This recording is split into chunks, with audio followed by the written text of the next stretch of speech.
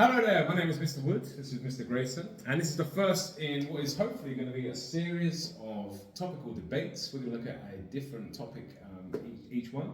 We've got a bunch on this spinner here to choose between today, loads of different topics, and we're going to see what we're going to be debating today, Mr. Grayson. Anything you don't want to come up on the spinner? Stick away from religion today? Probably wise, probably wise. Okay. Should we lower the voting age to 16?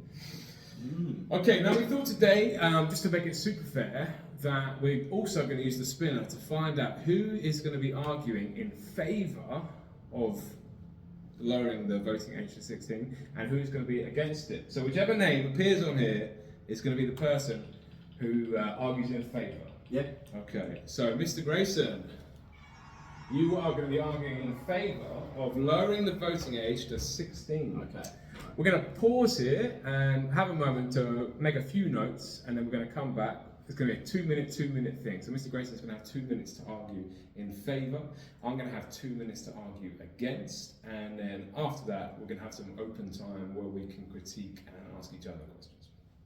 Okay, we've had a bit of time there just to note down a few brief ideas, and we're going to turn now to the debate.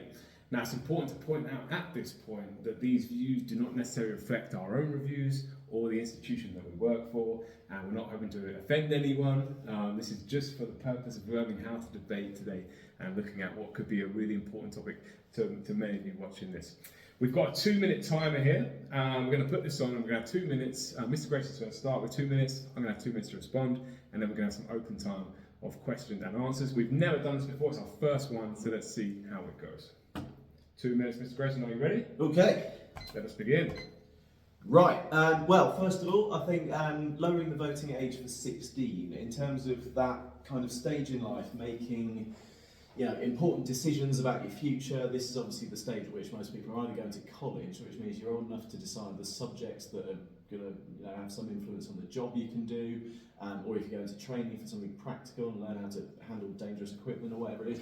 A popular argument I know is that if people can serve in the armed forces, at least at the training stage, from the age of 16, if you can be involved in government policy to the extent of actually putting your life on the line to carry out policy, foreign policy or whatever it is, or perhaps domestic policy if the armed forces are called in to help with issues in this country.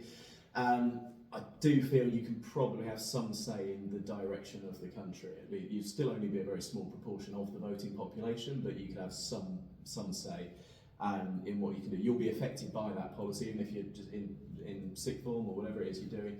You'll be affected by government education policy.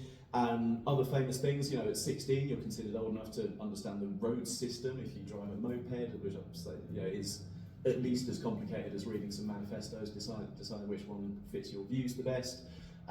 If you're old enough to negotiate sex, then probably you understand there's some pretty serious consequences that could come there. So can you also understand that voting has consequences? I think you probably could. Much is made about youth engagement in current affairs and what's going on, and I think if people from 16 could actually have some engagement politically, they would care more about issues in society. And finally, just sort of predict potential comebacks. I think any point that might be made about the maturity of 16 and 17-year-olds, I'm not actually sure that's a good route to go down in terms of should you be enfranchised. In the past, obviously. So that was great, Mr. Grayson. I think just at the end of the 2 minutes there, you nearly took away my major argument. That was a great end, so some really good points made as well. I was going to argue that not only should we not reduce the age to 16, we should consider actually hiring the age to around 22. Controversial, I know, and I appreciate there's going to be lots of teenagers watching this, but ultimately teenagers do not have fully developed brains until they hit around the age 22. So the question there is, should you trust someone with that responsibility, with that right to vote for changes that are going to affect so many people across the country? When we look at teenagers, we know as well they are prone to risk-taking. Generally, and can often make bad decisions. Now, I don't want to offend anyone with that last comment, but I myself made lots and lots of bad decisions in my teenage years. And just looking back reflectively now, I wonder if I should have been trusted with that vote at 16. I'd also say that when I work with 16-year-olds and 17-year-olds and 18-year-olds, and many of them have no idea what career they want to do, and a lot of them don't use their time very wisely. Just thinking about those two things, if you're unable to kind of look that far ahead into the different possibilities, is that a good age for you to be voting on the future of our country when you're struggling to make decisions for the future of your own self as well? I think ultimately it's adults whose responsibility it is to make decisions on behalf of vulnerable people across the country, including children, and 16-year-olds by law are children, and so we should leave adults with that responsibility, and therefore push the age rather than drop it to 16. Actually, let's think about raising the age up to 22. You made some really good points there, which I'll come back to in a minute, about the contribution that teenagers make to society. And I guess that's part of the question is, what are you bringing to the table in order, if you're going to have the opportunity to vote, then what is it that you're bringing? And that's my 2 minutes up. Okay, all right, should we go to time now of some open response? I don't know if you'd like to go first, or would you like me to go first? Well, I might just jump, so just sort of on the point of, I think as soon as you start to introduce like neurological ability tests and whether or not you should be allowed to vote, I'm not in, just in the principle of democracy is as much as possible to take, you know, a measure of what people think. If we were to exclude 16 and 17-year-olds on the ground that their brain ability isn't quite up to snuff, I think you then have to get into very difficult questions about education level. The public at large, there are certainly people over 18 whose psychological ability is, you know, perhaps not what we consider good enough, but they're still enfranchised. Obviously, in the past, severe injustices about whose brain processing wasn't considered, you know, women, minorities, whatever. I think controversially as well, you know, it's topical at the moment, isn't it? Do people reach an age where their ability to think clearly is now not you know, not good enough to be in charge of anything important? This is just whether or not you vote for your, you know, local Lib Dem councillor. This isn't should you be in charge of the United States or whatever. So, yeah, I completely understand the point about are people definitely making a sort of well-informed decision, but I think just as soon as you start saying we should have, that you need to meet the certain conditions to vote, are we then moving away from, you know, the really important democratic principles? Really good points, Mr. Grayson. Really good points there. Yeah, I think there is a danger, isn't there, in if we went down the route of saying, as I mentioned there, if the brain isn't fully developed. Like, it's a really good point. Because where do we draw the line? Who has the responsibility to draw that line? Yeah, I think that's an excellent point. I think the point about vulnerable adults looking after vulnerable people, there definitely needs to. I think that's what the. Yeah, I'll definitely, you know, would concede the point that there are vulnerable people that need to be protected. But yeah, who else would fall under? You know, children, older people, you know, people now sort of living in care or whatever. People who've arrived in the country but haven't had a long time to settle down. So I think, you know, as soon as you start excluding people on the grounds of you're a bit vulnerable, mate, I'll do this for you because I don't know. Yeah. No, absolutely. Yeah, another good point. I think a lot of my views are probably shaped by my knowledge of myself when I was 16, 17. I think I stretched that out to maybe 20, 21. I don't know. I look back at some decisions I made back then now, and I shudder. I guess my question to you, if you're happy to answer it, is would you have trusted 16-year-old Mr. Grayson with the vote? I don't think I'd have voted then as I would now, but then I probably won't vote, you know, in another, 16 years time, I might vote, you know, or when I'm in my 80s, you know, would I vote in the same way?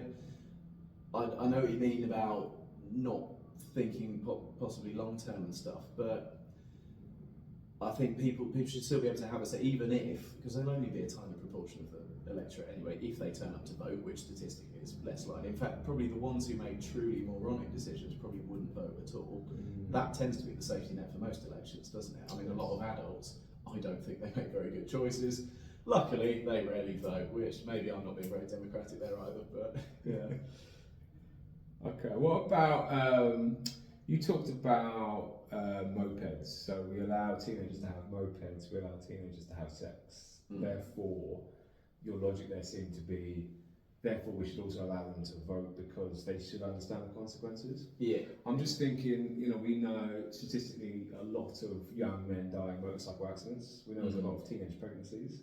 Would that not actually go the other way and think, we're seeing in these two examples of bad decisions made leading to bad consequences? Yeah, I see what you mean. I suppose the flip side of that, though, is if you then disallow people to do things legally, do they do it anyway, but less safely and less responsibly? So let's say nobody could hit the road until they were 25. God knows what combination of people on the back of a BMX you see. Or if you took the American approach and said nobody can drink until you're 21, don't they? Of course they do, just unsupervised or whatever. So if we didn't allow people any say in how the country's run until they're 25 or whatever, will we see more kind of public disorder and perhaps violent demonstrations of dissatisfaction, which would actually be a worse outcome than just saying some of these voters, I think they're only doing that as a joke, but they'll learn.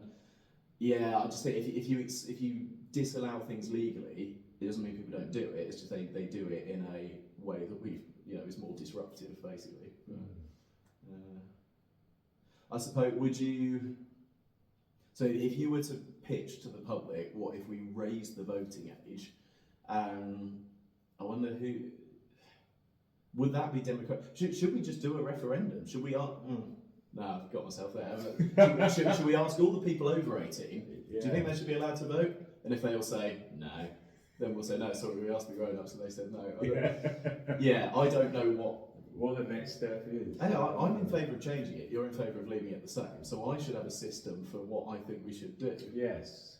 Yeah. So actually, what about something like I know you weren't keen to look at cognitive ability, but what if you got great GCSE results, then you should be able to vote. Let's say you had an average GCSE grade of a 7+. Yeah. You should be able to vote between 16 and 18. Or is that? What is it? That's dangerous like being a prefect. Well, like being a prefect. Yeah, but what if it comes up? Kids that go to private school get better grades. So are you saying that posh people should vote? And I don't think we should do that just because of the potential comebacks. But should there be some kind of? Well, actually, I said about mopeds. Yeah, you're allowed to drive a moped if you pass the test, not just because you're 16. So yeah. That's a great question then. So could we come up with a driving test for voting? Yeah. I don't know. And then maybe you would stop people under 18 who wouldn't make good decisions. I don't know what is a good decision. Yeah. I don't know. I don't know if there's a test you could do. I mean, if you think about people who reach a certain age, they have to retake their driving test, don't they? Yeah. So should there be a consideration there for voting? Yeah. I've got a feeling it's easier to just say no tests. You just can unless you're in prison or king, or both. But if I'm in favour of changing it, aren't I? I've got to think of if I believe that, I've got to think of a way we could bring that about democratic. Do we just announce that's what's happening, or should that be a vote and then do? Yeah, I reckon self-selection, make it 16, a lot of 16, I don't know what the turnout would be amongst 16-year-olds, what do you reckon? Less than 50%? I think less than 60, yeah. Or maybe the first one, there'd be a lot of interest, I don't know, and then maybe, like what happens to many people, they get really into politics for a bit. Yeah. 8, 12 years in, they're like, no, it hasn't done what I wanted it to do. No, that's right, yeah. I reckon you could make it 16, and the vast majority of people who actually would bother to vote would be quite sensible people who have thought about their choice. A lot of people wouldn't vote at all, just like adults. There was only about 60% in that election, wasn't it? So a lot of 16, 17-year-olds wouldn't turn up at all. Fine, all right, and I don't actually think it would make a huge difference to policy, but if it meant that political parties were just a bit more considerate, what are slightly younger people going to care about, then would that mean that their decisions are a bit more, evenly spread? Maybe that's a good thing. I think some excellent points raised there. What do you think? Do you think that under 18 should vote? Would you lower the vote to 16, or would you keep it as it is? Would you maybe raise it to 22, as I've suggested? And who do you think won the debate? Drop your comments below, and we look forward to seeing you again soon with another hot topic.